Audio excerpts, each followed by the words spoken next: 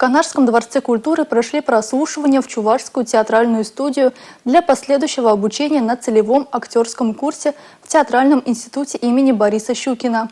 В последний раз такой набор в Чувашии проходил в 1997 году. Как проходили испытания, в нашем сюжете.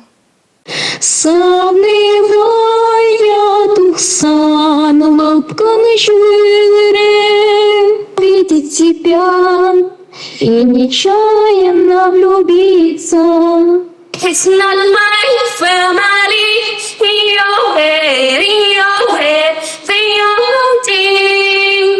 Конкурсантки сначала спели на чувашском, русском и английском языках. Затем по программе стихотворение, монолог, танец и басня. И в ярости рыдала мать земля. Свои не видел я глазами, как солнце скорбное, омытое слезами, сквозь тучу вышло на поля. В последний раз детей поцеловала, в последний раз. Зачисление в театральную студию проводится после успешного прохождения прослушивания. Одно из главных условий – знание чувашского языка. Анастасия Пашкова владеет не только родным языком, но уже 2 года занимается актерским мастерством в Новочурашевском театральном коллективе. Ей доверяют и главные роли в спектаклях. Моя любимая актриса – это Эмилия Назарова. Мне нравится ее харизма, у нее сильный характер.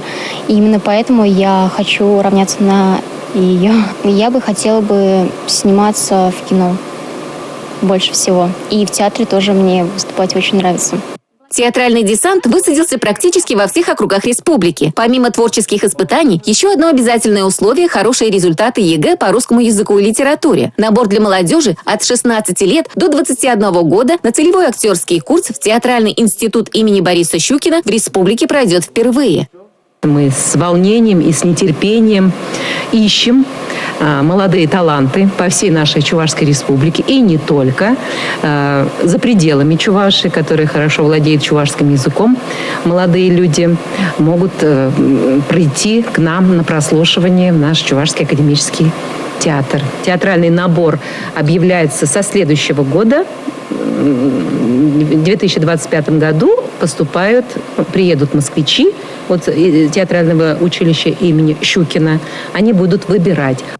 Подготовиться к поступлению в один из лучших театральных вузов страны помогут мастера чувашской сцены. Они советуют поступающим не зажиматься, не стесняться, выбирать материал, который близок к душе. Если в первый раз не получилось, показаться можно и во второй.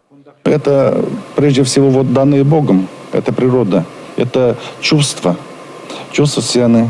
Как умение себя держать, как умение преподнести данное произведение, или прозу, или басню, или стихотворение. Это все прочувствовать и донести.